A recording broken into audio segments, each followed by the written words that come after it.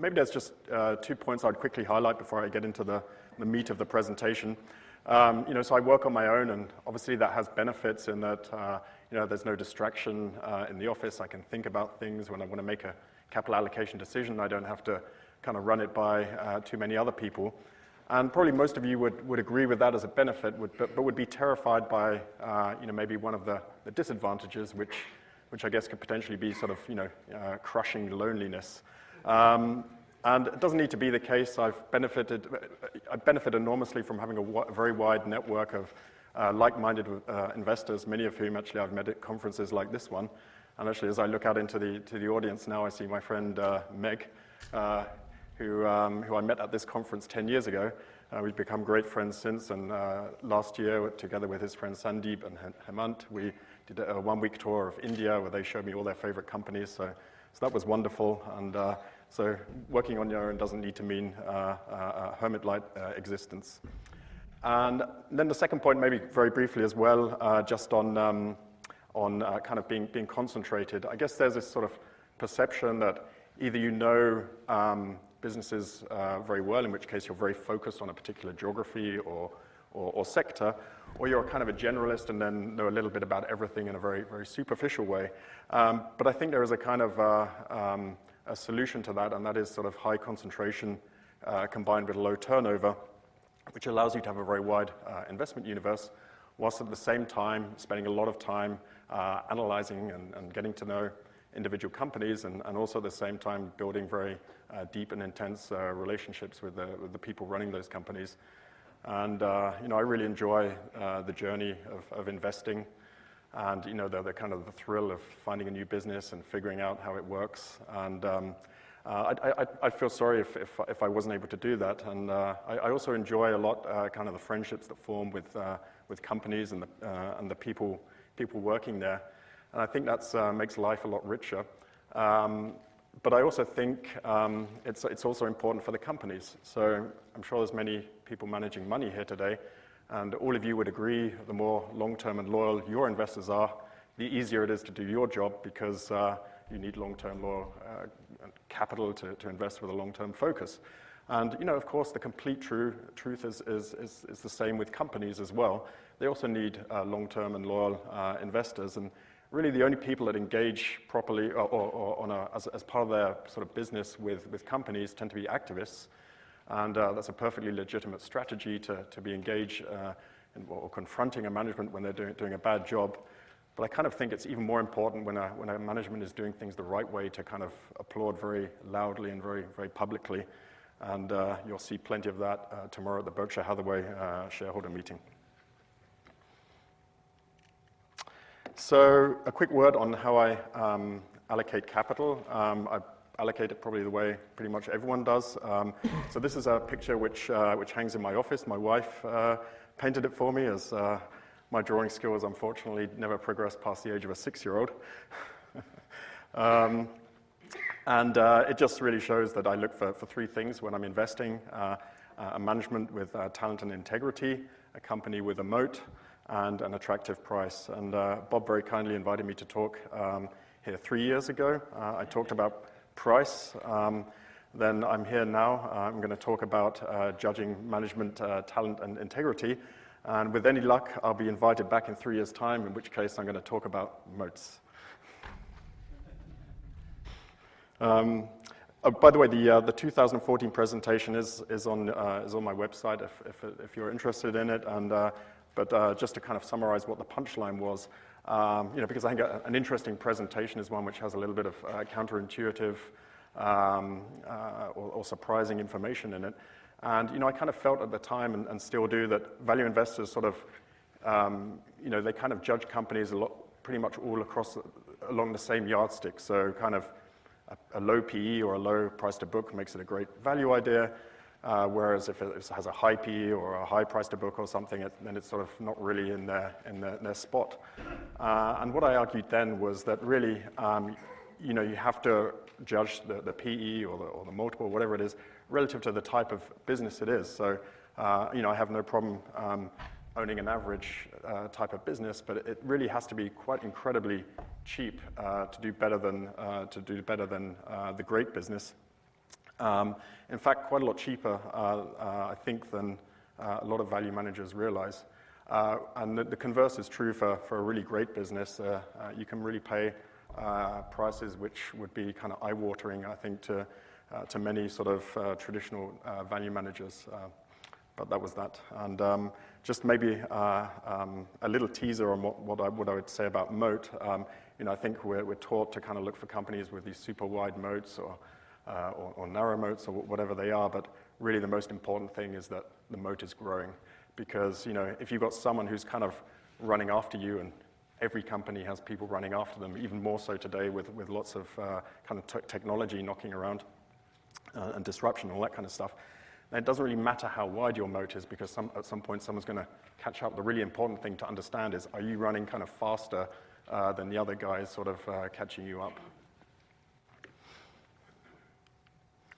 Okay, so I want to sort of lay the ground a little bit, and the topic, as I said, is about management, and lay the ground a little bit before I kind of get in a bit later in the presentation to what exactly I do. But the kind of the first thing I wanted to sort of state right off of, right from the get-go, is that it really matters. This is obviously most obvious in the negative. If a manager commits a fraud or destroys capital through stupid acquisitions or whatever, then clearly that investment is going to lose money. And that might really sound like sort of stating the obvious. I was almost thinking, should I really include this point? But it's not a trivial point, because if you think about it, to be a great investor, you just need to avoid doing the dumb stuff. You don't really need to identify really great investments. You just need to avoid doing stupid ones. So if you take nothing else away from the presentation today, I think that's a valuable one. But it's also true in the I don't know if there's any entrepreneurs or business owners here today, but whenever you speak to someone who's had real-world experience of running a business, what you always hear is them say time and time again, it always comes down to the people. And this is, to someone who runs a business, is something that's so obvious, it's almost not worth stating for them. But when I sort of see how a lot of funds allocate capital, it's not really, most managers would pay attention to it to some extent, but they don't really put it kind of front and center. And it sort of surprises me that wisdom from the entrepreneurs kind of somehow gets lost on the journey towards people like ourselves allocating capital. But it, of course, also works in the positive, and there's lots of things good managers can do to really increase the value of a company. So most importantly, they're the people that kind of give life to a company's culture. That's something I'm going to talk a lot about later. They allocate capital productively, they decentralize decision-making to the lowest possible point, they create alignment between employees and customers and suppliers. And they give people permission to make mistakes, which is super important if you want to have an innovative culture. And this is all kind of qualitative type statements by me. I can't back it up with any kind of regression analyses or anything like that. But I think it's just completely obvious that all these things are going to be a net positive for an investment. And it's also kind of important to realize that investments generally work out quite a lot differently than we think. There's a great little company in Italy called Mutui Online. I admire it enormously. And it does it operates a website which does brokerage for residential mortgages for Italian people. And when the kind of the Eurozone crisis really kind of kicked in 2011, 2012, this business, it was, the revenues almost went to zero as the kind of the residential mortgages and house sales in Italy really collapsed. And there was a period of a few weeks where the management just, thought the servers must be broken or something, as there was just no traffic there. And so what they did, rather than, was kind of roll up their sleeves and start developing new businesses.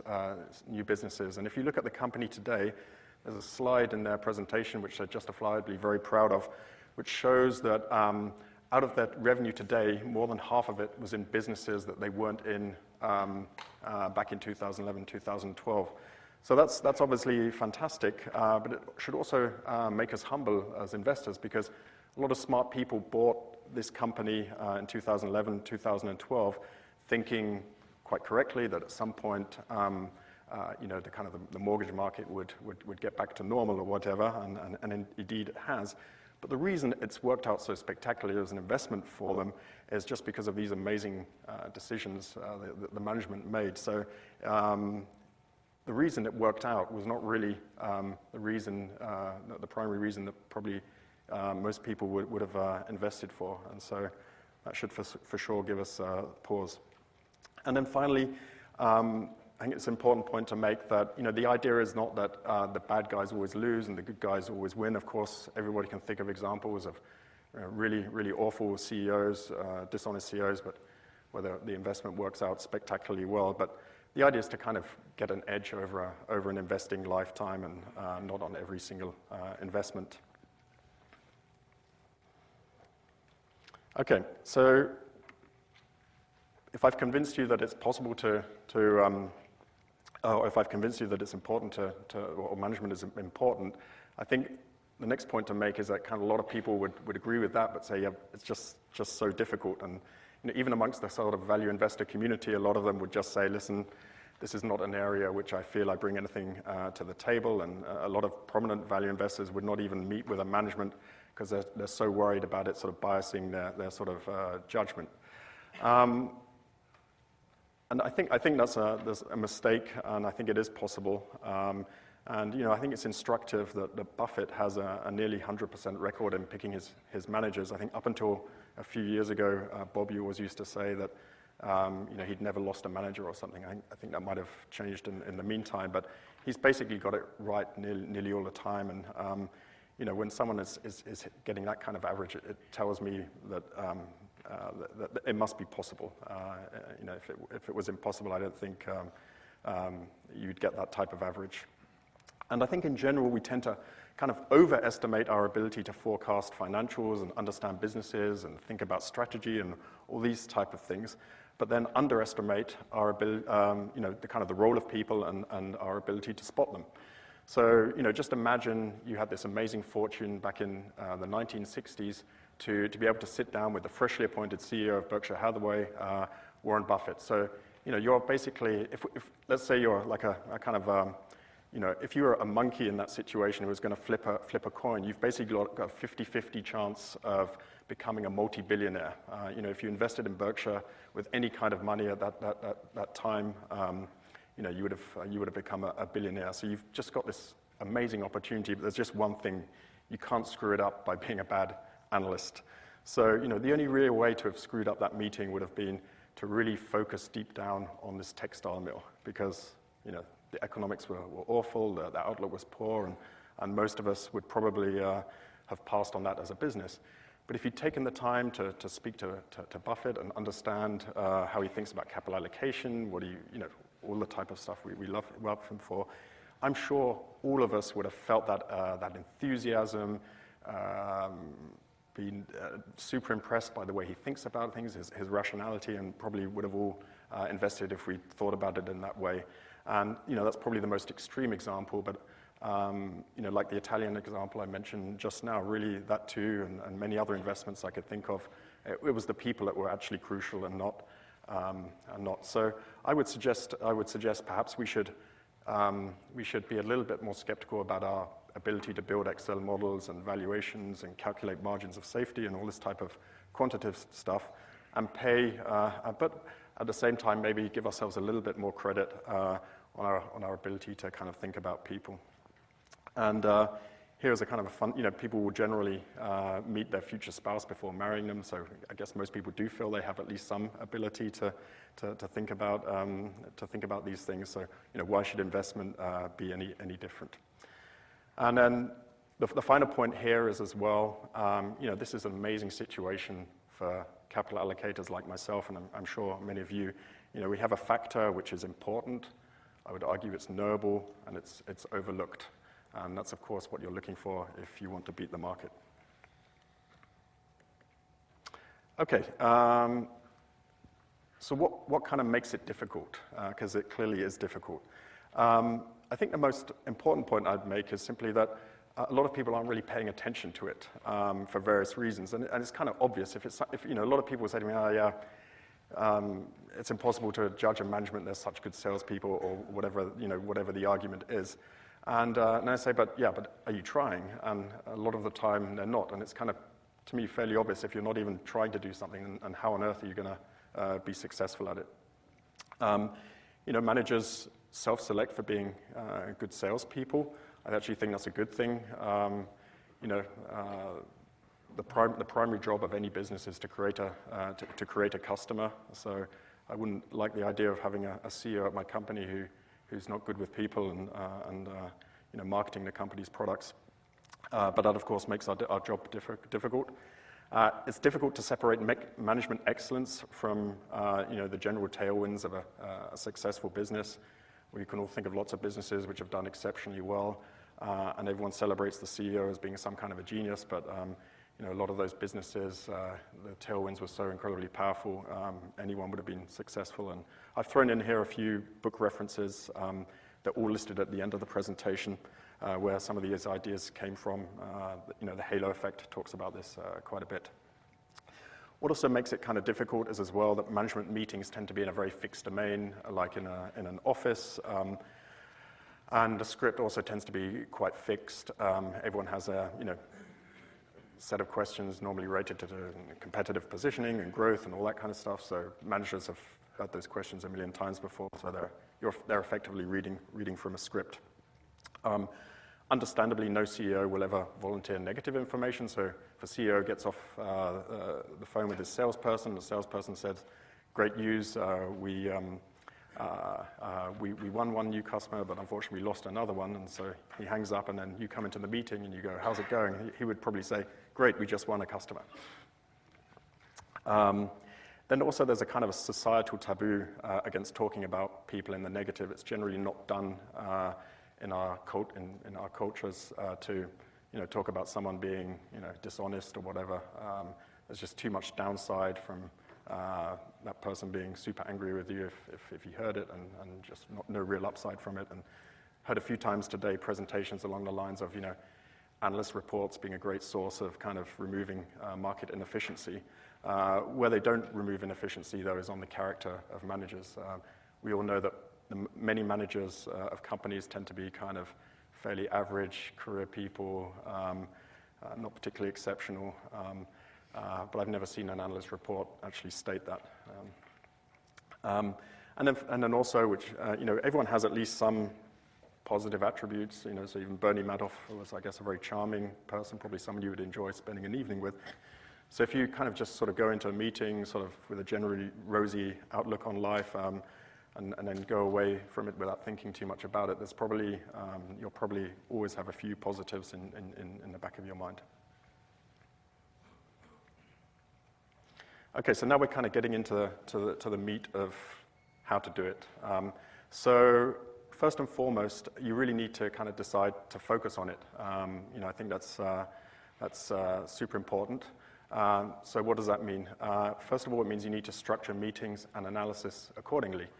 And this is something that kind of, I don't think I've ever sat on a meeting where other investors have been present where where the focus has been on figuring out what the management is. So, how do meetings typically work with managers? You'll have the short-term, the short-term investors who go in there and say, tell me how the quarter's going, what footfall are you seeing, what CapEx are you planning this year, and all this kind of stuff. And then you'll have the long-term guys kind of looking down a little bit at the short-term guy and saying, talk about your competitive advantage, tell me what keeps you awake at night, and all these type of questions.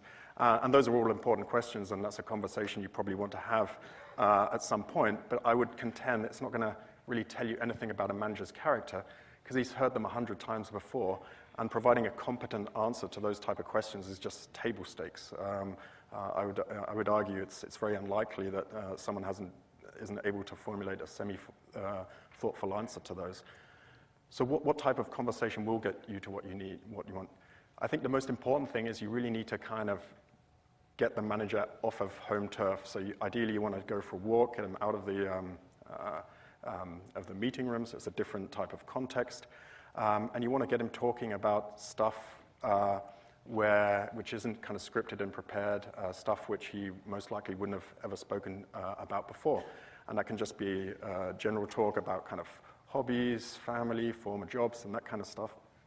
And one really spectacular example which worked really well was about 5 or 6 years ago. I was in a meeting with this CPG, so consumer packaged goods company, and the CEO comes into the meeting and hadn't even sat down, and he started going, and this was before 3G and all that kind of stuff. We're gonna fire 20% of the employees. I'm gonna take the EBIT margin from 10% to 20%. I'm massively incentivized to do so. If I achieve it, I get 100 million or whatever it was. And it was like, well, he hadn't even sat down. He was like hammering us with this, and we were like, let's just take a step back. Introduce yourself. Tell us a little about where you're from. And so he talked a little bit about some of his former stations, and it turned out his prior job had been working for one of the golf, like a producer of golf balls and golfing equipment, I think. And we were like, oh yeah, wasn't that the company that got bought out by a large private equity firm? And it was. And then he just starts talking about how evil this private equity firm was, and they were the scum of the earth, and what happened here? And it turned out they wanted to fire a lot of people, including him and all his colleagues.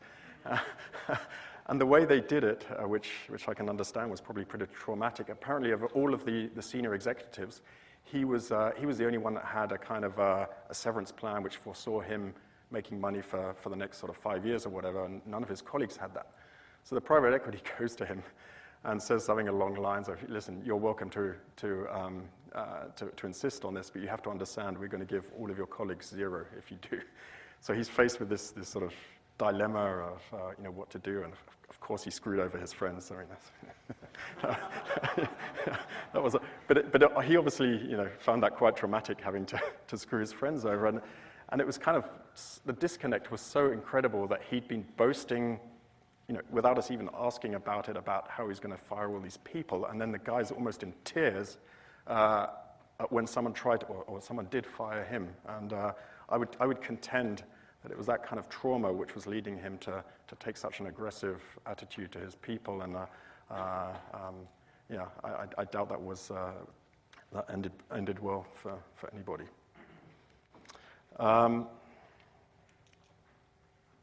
Yeah. So, which attributes should we look for? So there's quite a lot going on this slide, and I don't want to talk about all of it, but what I think is, two ways to think, or two sort of things to think about is, is it important or is it not important? Because there's no point focusing on stuff which is unimportant. That's, I guess, pretty obvious. So that's the kind of the left-hand side, and I didn't want to make this too easy for myself, so I didn't want to put things like, the color of his shoelaces or, stupid things like this. I put characteristics on there which most people would consider to be very desirable. I too consider them to be desirable, but if you're going to focus, you have to really nail down, you can't underwrite a manager based on 20 different criteria. The brain just can't compute so many different sort of potential combinations. So you have to keep it as simple as possible. So obviously you want to concentrate on the important stuff, and I've divided that into kind of easy to identify and hard to identify. So the easy to identify stuff is in the bottom right-hand corner there, and it would just be unbelievably stupid not to focus on these things because they're super important and they're easy. So if you take nothing else away from the presentation, I think it's super important to focus on these 3 things. So capital allocation, it's pretty obvious if you look into a manager's history, whether he thinks about capital allocation, how he's allocated it. Alignment is also very obvious if an organization is aligned, whether there's win-wins for people. And notice, actually, I have financial incentives, which people generally think are quite important. Actually, on the other side, I think financial incentives aren't nearly as important as people think. or at least they shouldn't be. If they are, then it's probably not a manager you really want. But alignment is super important. And humility as well, it's unbelievably important and also kind of quite easy to identify. Someone who's a strong, dominant personality won't hide that here, want to make it clear as soon as he comes into the room who's in charge and who has all the answers. So that's kind of the obvious stuff to do. But if you want to, where the kind of the really amazing opportunity is on what's kind of important and also hard. And that is integrity. So I had on the left-hand side, things like strategic acumen, high IQ, and even talent. So, so Buffett, talks about looking for managers with talent and integrity. But I just wonder if talent, and of course there's nothing not to like about someone who's talented, but I just wonder whether it speaks to an old organizational model of the kind of the lone genius at the top filtering wisdom down to the underlings below. So if you think about it, the first, companies have gone through various sort of management structure iterations over time. And, one of the big innovations, 70 or 80 years ago was General Motors, which, kind of introduced this sort of idea of like very structured layers of management with someone at the top and divisional managers and department heads and all that. And, when that type of business structure works very well, we kind of describe it as being a kind of a well-oiled machine. And the idea is, of course, that there's this guy at the top who's a complete genius, and he passes on, to the people below what they should be doing. But if you think about how a kind of a modern corporation works, that's kind of not really what you want. What you want is kind of responsibility and accountability devolved to the people who are kind of closest to the customer or closest to the kind of task in hand, because they kind of know best. And this idea comes from a book called Reinventing Organizations, which like I said, there's a list at the end. But the problem is, obviously, if you want people to kind of who are kind of on the ground, making decisions quickly, thinking for themselves, they need some kind of framework so that everyone doesn't sort of go off in random directions and potentially do harm to the business. And that framework is really a culture, a really strong culture where people intuitively kind of know what to do without having to kind of phone up the boss and get permission. So what this really kind of comes down to, and it's kind of the job of the CEO to kind of protect and nurture the culture. So, the difficulty is not getting a culture. Every company starts with a culture because it gets started by someone who's an individual, he has values. The company starts to become successful. Otherwise, it would just go bust and we wouldn't be talking about it now. And those sort of values that he or she has then become part of its culture. So having a culture isn't the problem. The problem is, kind of keeping it and nurturing it. And that's really the main job of the CEO. And it comes down ultimately to integrity, because the only way, if a company has a great culture and, for example, it places a lot of emphasis on, say, frugality, and then the CEO is seen to be sort of making some, lush renovation of his office or spending money on a new private jet or something, it just breeds cynicism in the organization. It will destroy that culture immediately. So it kind of comes down to integrity. But I would maybe use a slightly more broader definition of integrity, setting the right example. So I remember when I was like a kid, maybe some of you can remember this as well, and I'd sort of done something naughty, but not so naughty that it sort of needed a major chastising. My mum would say to me, you should, just think about the example you're setting for your brother. Set the right example, and I think that's an incredibly powerful concept. The job of the CEO is to set the right example. And I would perhaps even argue that an excess of energy or intelligence could be sort of actively, it could be a hindrance. Because if the idea is people are thinking and doing for themselves, if someone has a kind of a surplus of IQ or a surplus of energy, it's going to be very difficult for that person to really let people get on with things. So what you're really looking for is someone who's setting the right example. So this is the final slide. So if I've convinced you these are the things you want to be finding, I guess the next question is, or this is the final slide of the presentation, where do you get it? And these are the places where I go to in order to find the data that I need.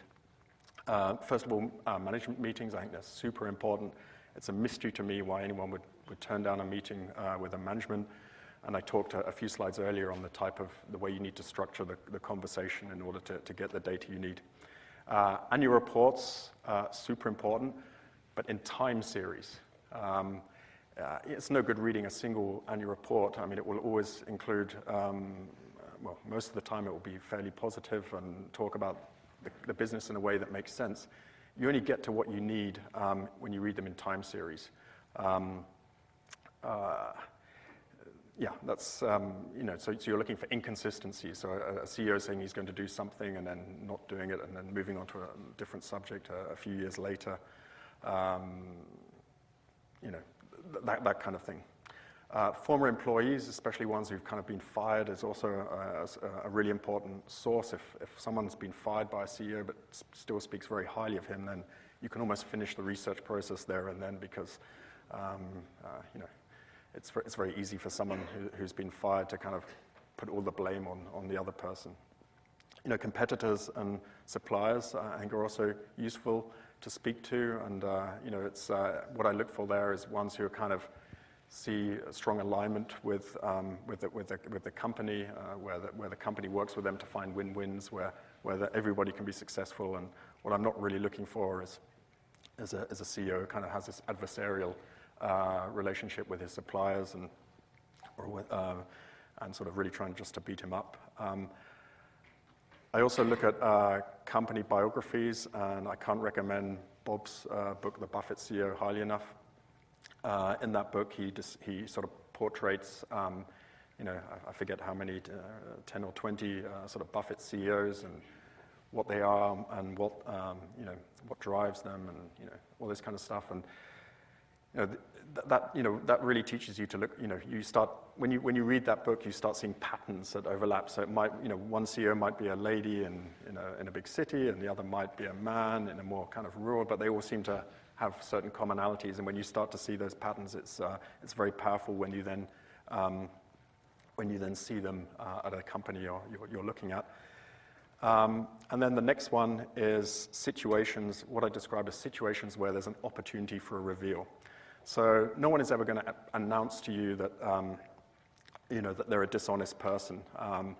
There's just too much to be gained in our society from being perceived as honest. So it's just so what you really need to do is look for situations where there is an opportunity for kind of for somebody to show their real face.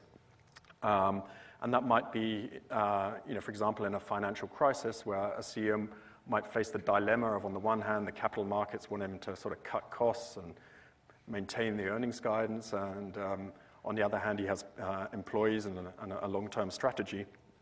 And so, which way does he flip? If a company unnecessarily lays off employees in a downturn, then I think you see the true character of a CEO. But then there's the most important one, and this is the last slide. The most important source of information is actually yourself. So you need to live by the values you seek in the managers you're investing in. And why is that? It's a privilege to hear Mr. Cialdini speak this morning. He's one of the people who's really influenced me over time, and he talked about it as well this morning. We kind of like people where we find sort of commonalities. Investors are actually often, so if we nurture in ourselves the kind of values and behaviors which we're hoping to find in other people's, we're just going to kind of see those people and really like them. And investors are always terrified about sort of mental biases and behavioral finance and all that kind of stuff. And I often think that emotional biases really can be used to your advantage. So people are terrified about commitment bias, but if you want to be committed to do something, then what better thing to do than stand in a place like this and commit to focus on finding managers with integrity. And here as well, liking, I think, is just a very powerful emotional bias which you can really use to your advantage. And oftentimes when Buffett talks about hiring people, he'd just say, I liked the guy.